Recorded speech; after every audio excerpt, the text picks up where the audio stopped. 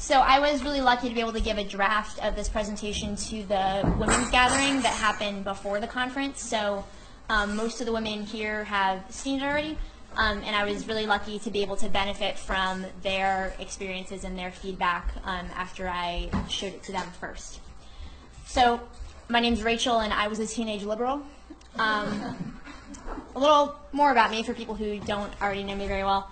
I'm 23. I graduated with a women's studies minor from a pretty typical women's studies program at a mainstream university, which I'll go on to say doesn't really mean very much, but if it's important to you, I do have some kind of sanctioned background. I wasn't only a teenage liberal, I was a 20-year-old liberal on the topic of gender. And then I was a 21-year-old liberal on the topic of gender. And then my liberalism started to fall apart. And it wasn't all at once. I don't think minds change overnight. I don't think learning happens overnight. It took me a while to weed out that liberalism from my activist practice, and I think the liberal view of gender was the last thing I had to kind of exercise from my brain in terms of liberalism. It sticks hard, and that's one of the reasons why I feel like this presentation and the way we framed it and what Jessica and Lexi have said is so important, because I think we understand, the idea behind this presentation is that we understand why liberalism, especially in terms of gender, is so compelling. I still can understand that. And that's one of the reasons that I'm excited that we did it this way. So through my work with DGR, but also before that, I was a feminist activist before I was an environmental activist. DGR is actually the first environmentally activist group that I've ever been affiliated with. Before that, it was all feminism and women's reproductive rights. But I said that to say that I've had a lot of conversations about gender. And I've had them from the liberal perspective, and I've had them from the radical perspective since I've gone on to spend a lot of time doing public speaking for DGR. But overall that time of having conversations about gender, I feel like I've developed a kind of standardized approach to beginning those conversations. They don't always go in the same direction, everyone's different, but I can begin them the same way. So if I feel like I need to bring up the topic of gender, or if someone else is tending towards the topic of gender, I've got to stop them right there, and I just have one question that I've got to have answered, and that is, what is your definition of gender? Because if I don't understand your definition of gender, and you don't understand my definition of gender, you can bet your bottom dollar that that conversation is not going to be productive. Because if you're using two different definitions of gender, you're not even speaking the same language when it comes to feminism. That's the core of it. So it took me a while to figure that out. And I think I'm still figuring it out because I'm still having those conversations. But this is where I've gotten so far. So today I'm going to frame this within the personal shift that I experienced with regard to my definition of gender. Like I said, I was a teenage liberal. But I also want to talk about the larger implications for our activism and for our political practice of these two differing ideas of gender, because ideas have material consequences when we act on them. And since in the past year, maybe year and a half, when I've been doing DGR activism, you would think that a group advocating the forcible dismantling of civilization would, I don't know, maybe find that to be the most controversial topic that you bring up. But no. Nope. It's gender, every single time. It's contentious enough that it's the only reason, as far as I know, that we've had DGR chapters defect from the organization. We've been denied an audience at speaking events and venues because of the view that we take on gender. And Lier, who's unflinchingly vocal on the topic, has received threats of violence and death threats because she does not hold back with her view of gender. So I'm really glad to be able to give some explanation to a topic that I feel like has been widely misunderstood and mischaracterized, both by the wider activist community and within DGR itself. And if there are misunderstandings about what I say today, I'm really happy to answer questions, as are other members of the Women's Caucus that are here. I think that's extremely important, and I want to be clear, though, I'm not presenting this topic for debate. Not in the slightest. This isn't only my opinion, this represents DGR's policy, and it has actually happened that people have joined DGR with the intention specifically of shifting our view of gender or challenging the Women's Caucus and women in leadership on their radical view of gender. and it failed miserably. It will again if it's tried again, because this is the core of DGR. This is the reason I joined DGR. This is the reason that the women I look up to are in DGR. And if it was changed, we would all leave. And then where would you be? So I wanted to get that out of the way first. So characterizing these two definitions of gender is very simple on the surface, but I don't want to stay on the surface. I could say one's liberal, one's radical, but what does that mean?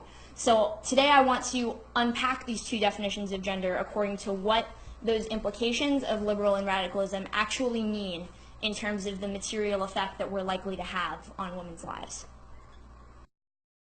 But I also want to talk about some of the light bulb moments, the personal experiences that I've had that shifted my view on gender. It wasn't just reading a book. Things happen that shape your opinion, and I think that describing those things is the best way I know of to explain to you why I feel the way I do. So we have this word gender,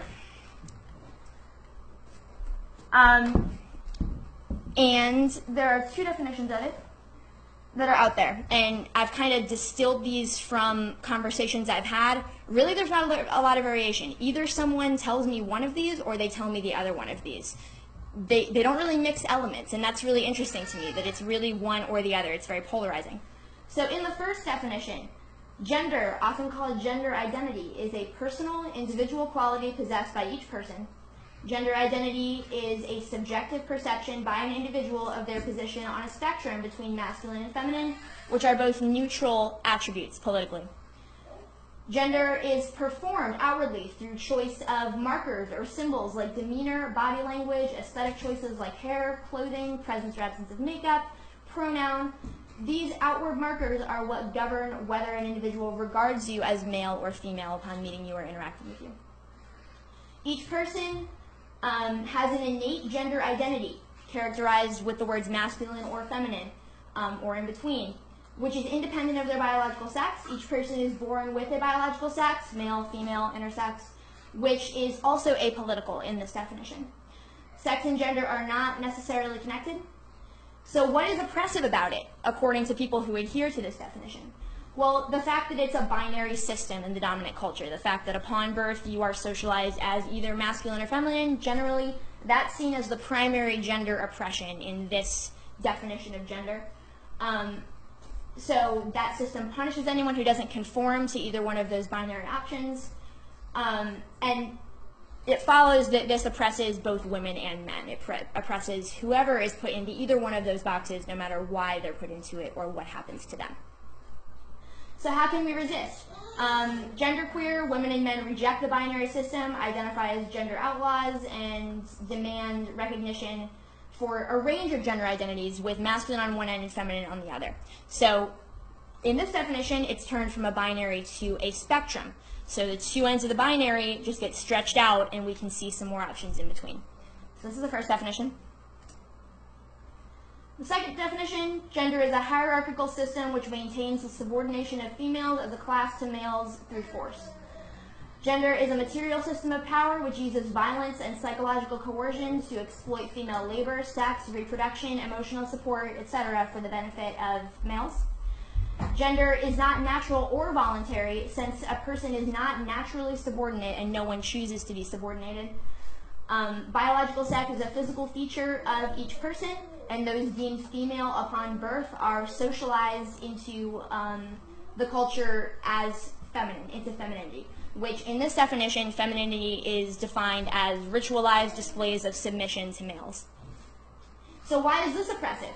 Because it oppresses a class of people, and because there are oppressors. So power is wielded by groups of people. It's experienced by individuals, yes, but it's wielded by groups of people over other groups of people, and gender is no different.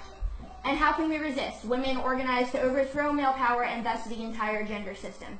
So instead of stretching out those binaries, so there's a spectrum in between, this definition advocates for the abolition of that system of domination and oppression. So instead of ideally there being more than two different gender identifications, in this definition there would be none, because without patriarchy there would be no need for gender. Anyone want to guess which of these I'm going to characterize as liberal? I mean, I ask it as a serious question because I feel like when I read them, if I kind of step back and, let go of the fact that I do have my mind made up, I do have a clear conviction with regard to this, the first thing that jumps out at me about the first one is the fact that it emphasizes individualism. So that's the first thing that I'm going to talk about, and I'm going to spend a while on it because I think that's the core of liberalism with environmentalism, and it's the core of liberalism in gender too. So again, we have this word gender, and you'll notice that this looks kind of like a Venn diagram, but the circles don't overlap at all. And that's because I don't think these two definitions of gender have anything to do with each other. I think they use the same word to describe two contradictory definitions. And I will explain why. So I'll start with the liberal view, and I picked a quote for each of these that I feel like sums it up very well. So with this one, the quote is,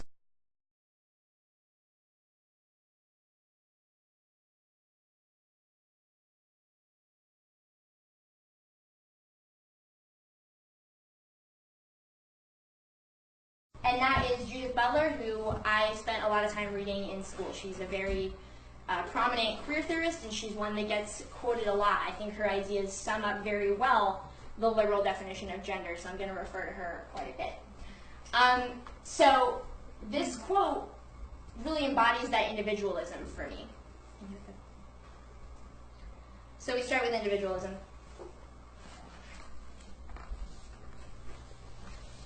So on the liberal side, gender is seen as a personal individual quality and thusly politically neutral. The individual is held up as so sacred in our pull yourself up by your bootstraps kind of dominant culture that it's not politically correct to criticize or investigate anyone's gender.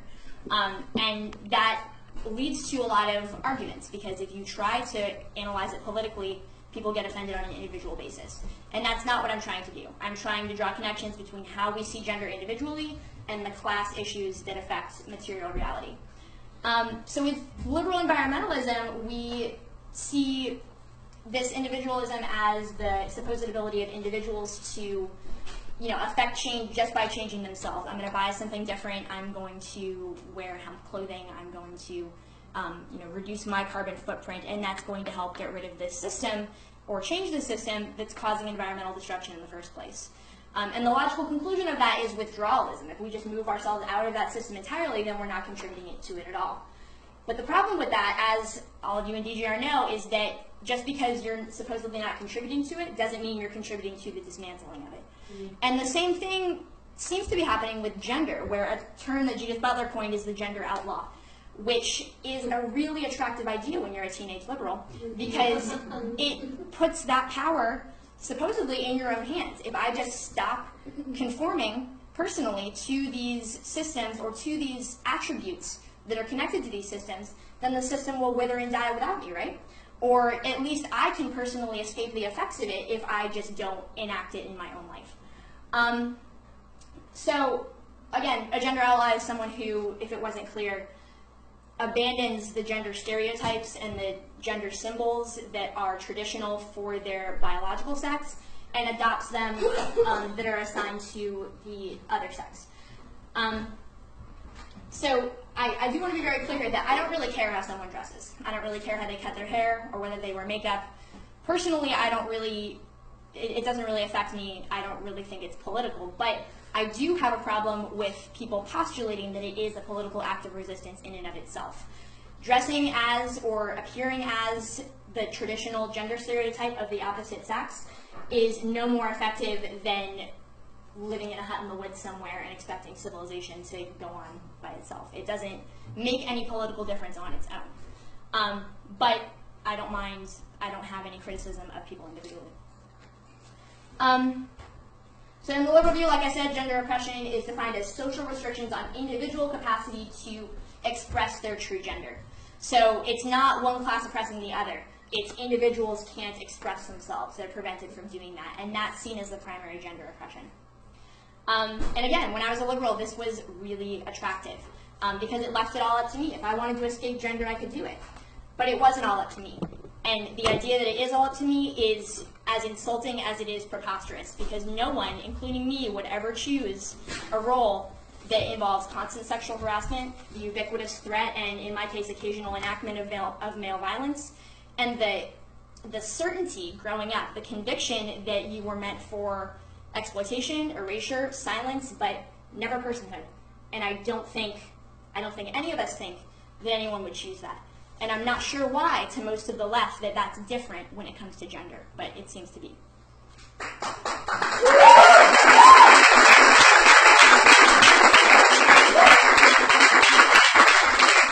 I also want to emphasize here too, like I can say that, but I've also so far avoided being, beaten, sold, or killed by men. So as women go, I'm pretty lucky. And the fact that I can still identify that class oppression in my own life really tells you something, since I've been that lucky. So I got to college and read things like Judith Butler. And the idea that I could change my outlook on life, change my own perceptions to escape what feminine socialization was doing to me, was really too tempting to resist. I understand why younger women, younger men, younger people are really attracted to that. But I was wrong. And I was wrong because gender is not an individual choice and there was not something wrong with me. Gender is class oppression of females. Okay, so I want to stop here and talk about this. Because individualism too, I'm going to talk about this throughout, but I want to start talking about it with individuality. So I'll repeat something I said earlier. In order to be an outlaw, there has to be a law. And in the case of gender outlaws, that law is patriarchy. That system of values and that law is the class oppression of females. So in order for gender outlawism and people describing themselves as trans to make sense, there has to be a majority in order for that minority to exist. And that majority is cis women, of which I count myself among them. Or more accurately, I don't, because I think that term is oppressive to females on multiple levels.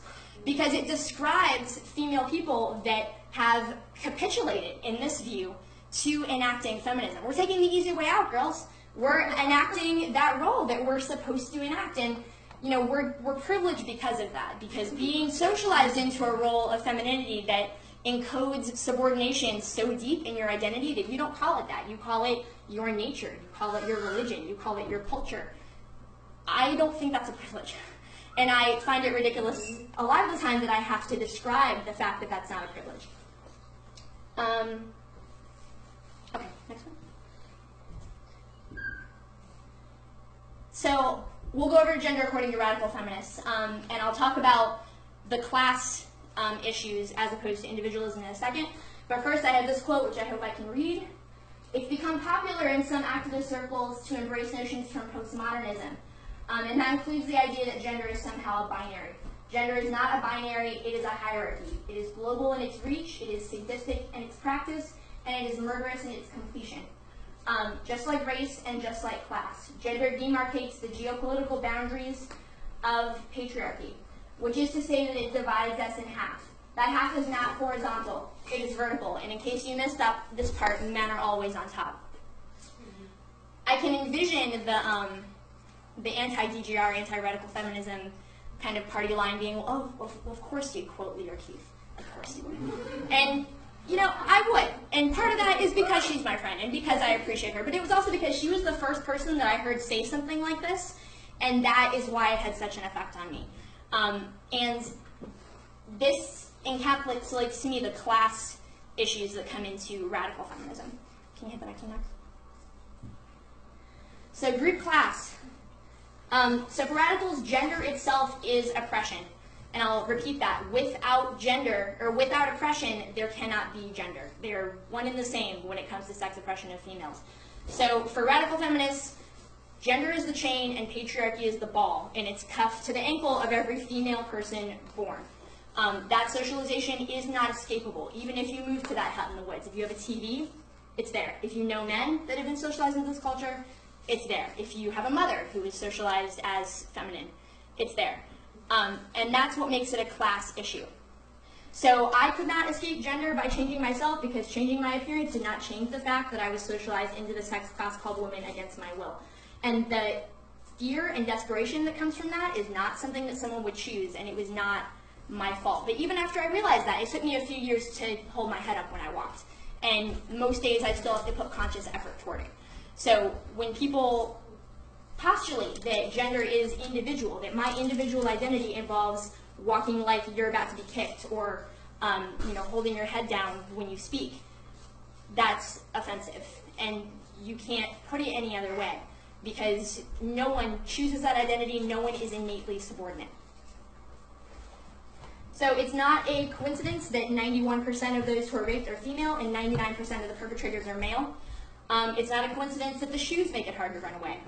It's taboo to acknowledge that females are socialized from birth onward into a subordinate sex class for whom exploitation by males is so ingrained into the social norms that we can't recognize it anymore, that it's become a choice, that it's become our identity.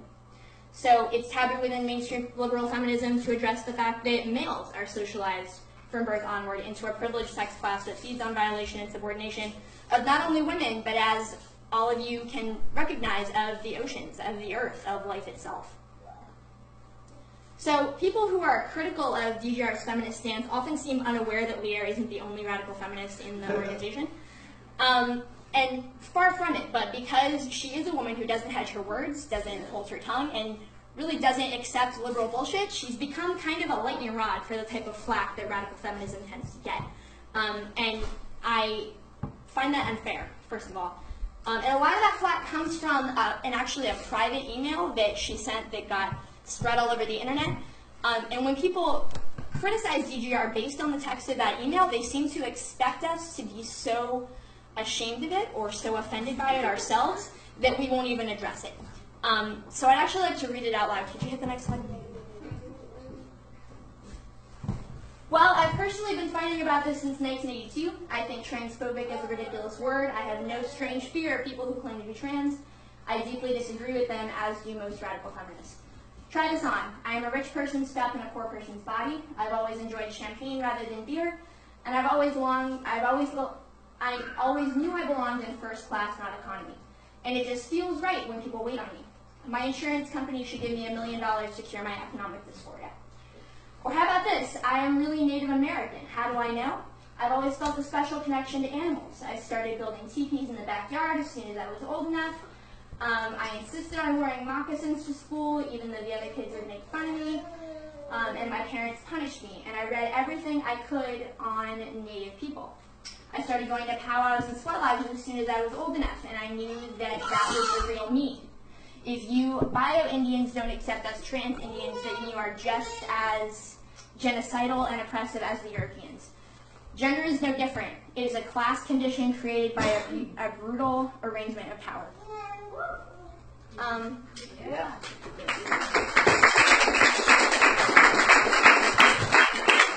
So I'd like to actually follow that comparison a little further to maybe make it a little clearer. So I've asked, at first out of genuine curiosity when people would bring this up, why, if gender is something that socialization doesn't matter, it's voluntary, you can be transgendered, or in the more specific case, a trans woman. Why is that acceptable when deciding that I'm trans black is not?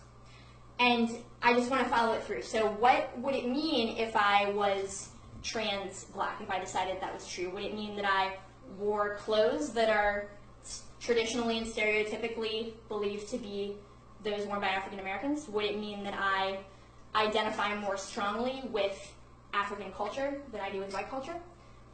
No.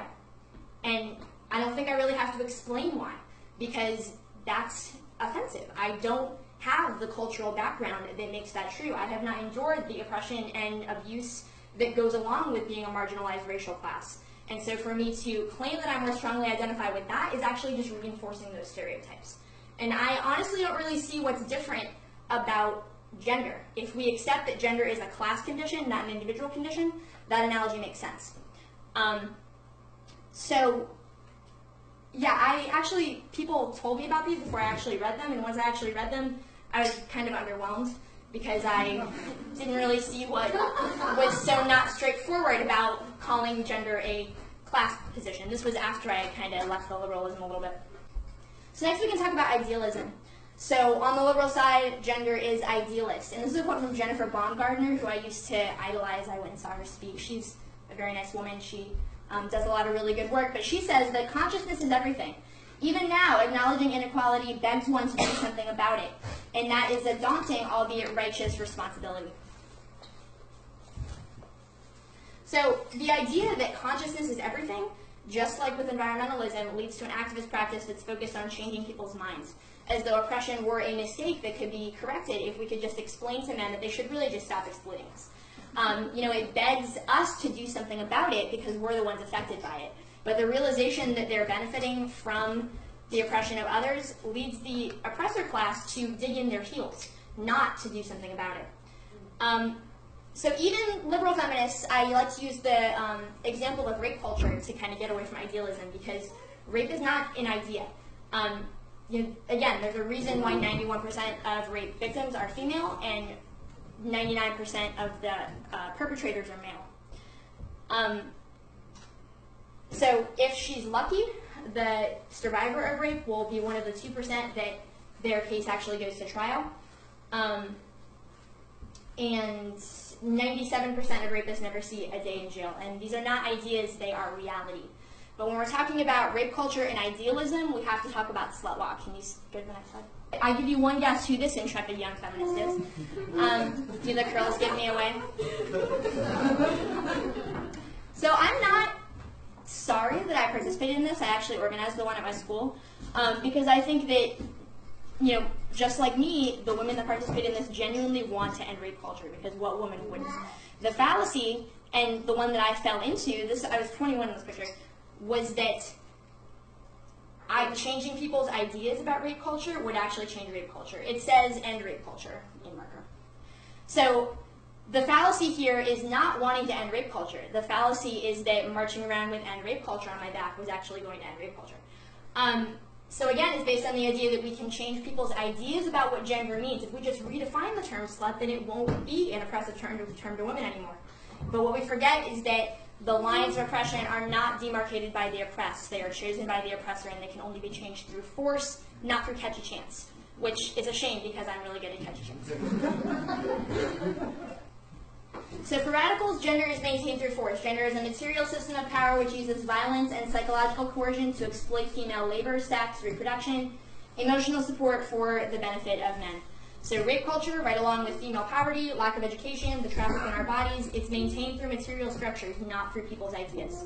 Gender is a system of power, like I said, that uses violence and psychological coercion to maintain the oppression of females. Not to just control our ideas about it, but to control actual physical reality. So next on the liberal side we have voluntarism, and this again gets back to the heart of the controversy of DGR around feminism. And that is our policy surrounding women's spaces and how that relates to people who describe themselves as trans. So I, again, feel sad that I have to put this as a disclaimer, but through my time speaking in public for DGR, we've been asked, are we a transphobic organization? Do we hate trans people? And I can only speak for myself when I say that I do not hate trans people as a group of people. I don't hate the individual trans people that I know, and that has nothing to do, my personal feelings towards individuals has nothing to do with my political analysis of what that definition of gender means for all of us and for people as a class. So in the liberal view, gender expression, I took this off the HRC website, gender expression is seen as a voluntarily chosen set of external characteristics and behaviors that are socially defined as either masculine or feminine, such as dress, grooming, mannerisms, speech patterns, or social interactions. So what follows from this is that if gender is voluntary, then people who are oppressed by gender are choosing to be oppressed. And I come back again to the fact that no one chooses to be oppressed. And if we accept this definition of gender, we accept that people who are oppressed for being born female are choosing to be in that position, and that if they wanted to, they could reject that and move away from it by their own personal choices and do something else. And I think back to a person that I met who identified themselves to me as a trans woman. And again, this person was very sweet. I was very glad to meet them. I don't mean this as a personal attack.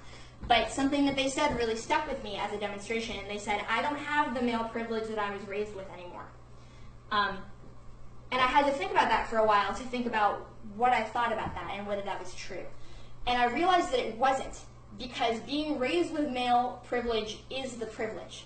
Being raised with the knowledge that you are fully human and you deserve rights and that your body is not fair game and that the court system considers you human is the privilege. And that doesn't just go away.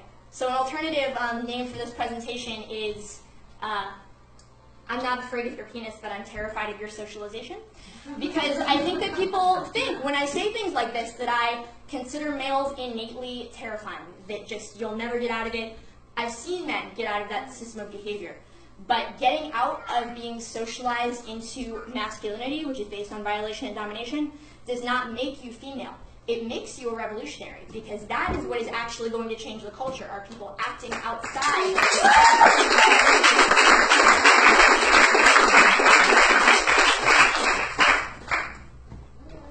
Okay, first I want to talk about this. So this is a quote from Courtney Mitchell, who, maybe he's on live stream right now, I'm not sure, I hope he is. But he wrote an essay called On White Privilege and Backlash. And he wrote that it's important to understand what it means to view racial oppression in the context of class analysis. Whiteness is a class experience and not based in biological reality. But that does not mean that one can just decide to stop being white, just like I cannot decide to stop being a man, as long as the dominant culture classes me as a man. As long as you are classed as white, you will continue to benefit from white privilege. This is what allies need to remember. And if you put this in the context of gender oppression, it is just as true. This is what allies need to remember, is that whatever your intentions are, whatever your external presentation is, you are going to have that socialization and therefore that privilege and that identification by the dominant culture as long as you live. Just like as long as I live, I will have to think about my posture so I'm not hiding. I will have to speak extra loud most of the time in order to counteract the social forces that tell me not to speak at all. So none of that is going to change just because I want it to. None of that is voluntary like it is on the liberal side.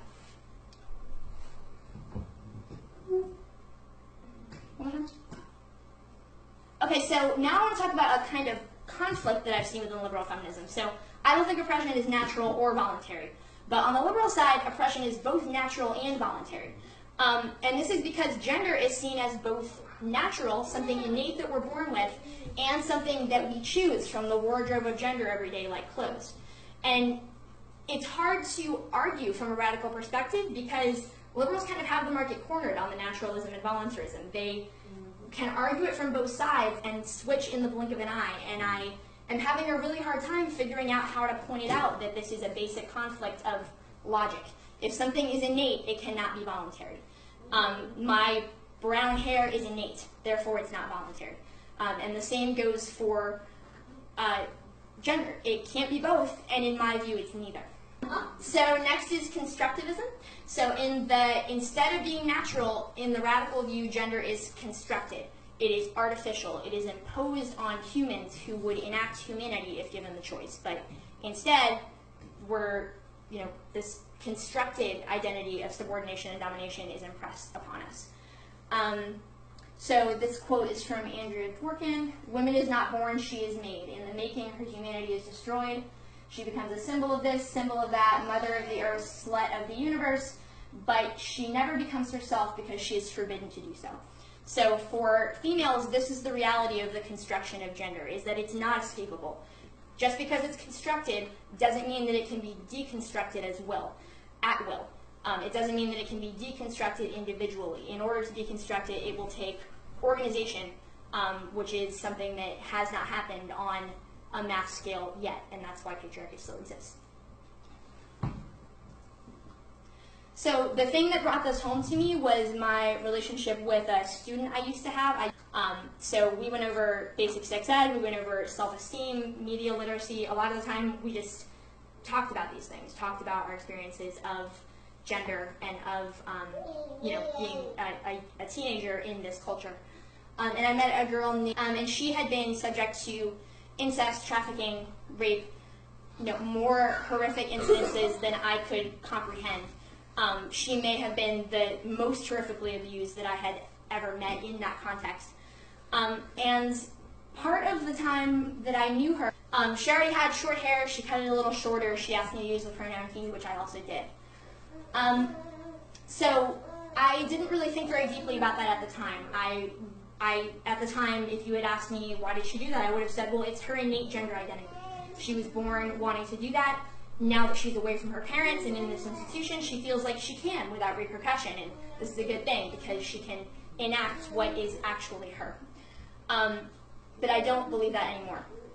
And one of the reasons I don't believe that is because one of the days in class, I asked them to draw a picture, all of my students. I knew what I thought they deserved, but I wanted to know what they thought they deserved, what they wanted their lives to be like when they got out, what their lives would be like if they had gotten what they wanted and what they needed throughout their lives. And they drew a lot of different things, but I kept this drawing for a really long time. So in one corner, she drew what was clearly a girl's face. It had pink lipstick, it had a pink bow in the hair, and it had tears running down the face, and it had a big X through it. And underneath it, she wrote words that she thought described being a girl. She wrote pain, she wrote fear, she wrote rape, she wrote words in that vein. In the other corner, she drew a human face. In fact, it looked a lot like her. It had short brown hair, no makeup or accessories, and the face was smiling. And underneath it, she wrote confidence, she wrote happy, she wrote safe. And underneath that, she wrote me a paragraph, and it started with, if I hadn't been a girl, if I wasn't a girl, I wouldn't have been raped. If I wasn't a girl, I wouldn't be scared. If I wasn't a girl, I wouldn't be here as the institution. So I kept that for a while because I didn't really understand it right away. It took a while for that to sink in. And I don't bring up this example to try to convey that every person who describes themselves as trans does so because of the type of horrific abuse that she endured. I do it to assert that being socialized into femininity is abuse, and she just experienced it more extremely than most of us do. And she did what she could to get out of it at that time. But as much as I want that for her, that doesn't mean that she actually could get out. She got out of that institution, but she did not get out of femininity, no matter how short she cuts her hair, and no matter what name she uses.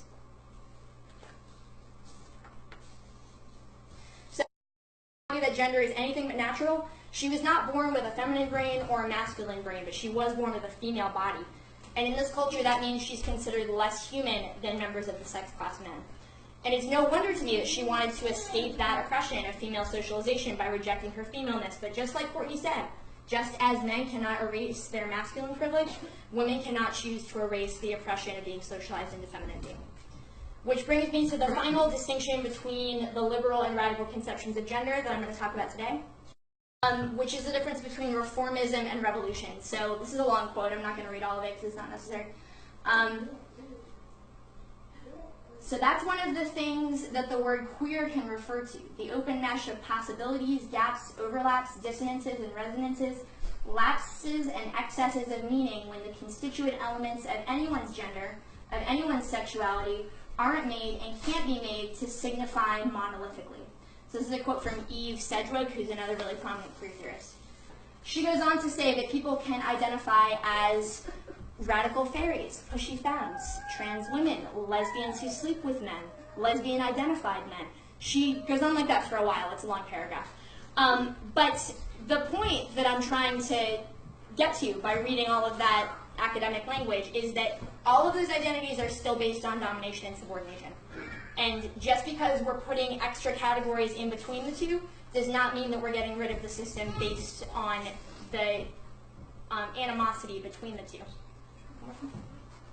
So on the radical side, we have revolution. This is Catherine McKinnon. In a society in which equality is a fact, not merely a word, words of racial or sexual assault and humiliation will be nonsense syllables.